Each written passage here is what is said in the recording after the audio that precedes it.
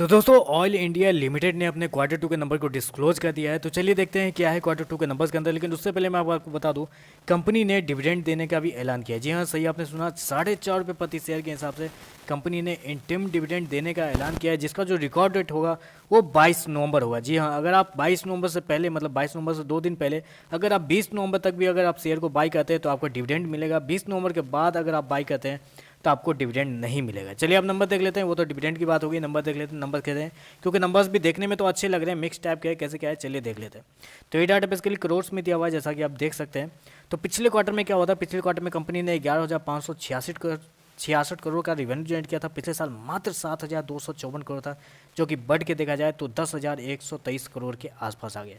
तो कह सकते हैं कि कंपनी का जो रिवेन्यू है वो साल दर साल अगर बोले तो 30% के आसपास का जंप आपको देखने को मिला है कंपनी के रिवेन्यू के अंदर साल दर साल।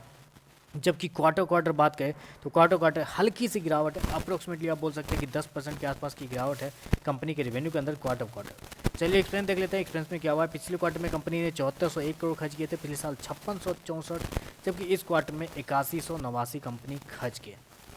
तो यहाँ पे दिक्कत वाली बात आ रही है। क्यों दिक्कत वाली बात आ रही है? क्योंकि मैंने आपको बताया कि कंपनी का रिवेन्यू जो है वो क्वार्टर क्वार्टर 10% के आसपास गिरा है। जब कंपनी का रिवेन्यू गिरता है तो कंपनी का एक्सपेंस भी तो गिरना चाहिए, खर्चे भी तो कम होने चाहिए।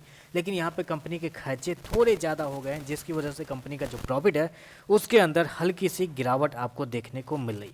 तो चलिए कंपनी का प्रॉफिट देख लेते हैं क्या है। पिछले क्वार्टर में कंपनी ने 3,230 करोड़ का प्रॉफिट जनरेट किया था, पिछले साल 1,454 करोड़ का प्रॉफिट जनरेट किया था, जबकि इस क्वार्टर में देखा जाए तो 2,115 करोड़ के आसपास है। तो ओवरऑल करने का ये मतलब है कि कंपनी का जो प्रॉफिट है वो साल दर साल देखें तो अच्छा खासा है। साल दर साल में कोई दिक्कत नहीं है, 50% के आसपास का जंप है साल दर साल। जैसे कंपनी का रेवेन्यू 30% बढ़ा है, वैसे कंपनी का प्रॉफिट भी 50% बढ़ा है।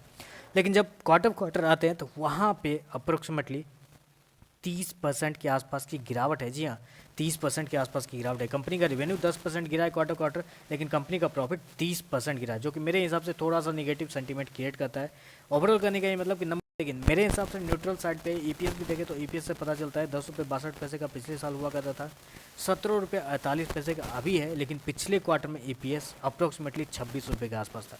तो ओवरऑल करने का मतलब मेरे हिसाब से नंबर्स ना अच्छे हैं ना ख़राब हैं, मैं इसको न्यूट्रल साइड पे रखना चाहूँगा, क्योंकि साल दर साल अच्छे हैं लेकिन क्वार्टर क्वार्टर उतने ही ख़राब हैं जितने अच्छे साल दर साल। तो मेरे हिसाब से न्यूट्रल साइड पे नंबर है। मुझे नहीं लगता कि ज़्यादा कुछ ऊपर नीचे होगा, 2-4% ऊपर या 2-4% नीचे, बस इससे ज़्यादा कुछ नहीं हो सकता है। ऊपर से कंपनी ने डिविडेंड दिया है तो एक मेरे हिसाब से वो मार्केट को संभालने का काम वो डिविडेंड कर सकता है। तो बस यही बताना था, साथ में बताना था। वीडियो पसंद आए तो लाइक कीजिएगा, साथ में साथ चैनल को सब्सक्राइब जरूर कीजिएगा। आज के लिए बस इतना ही, धन्यवाद।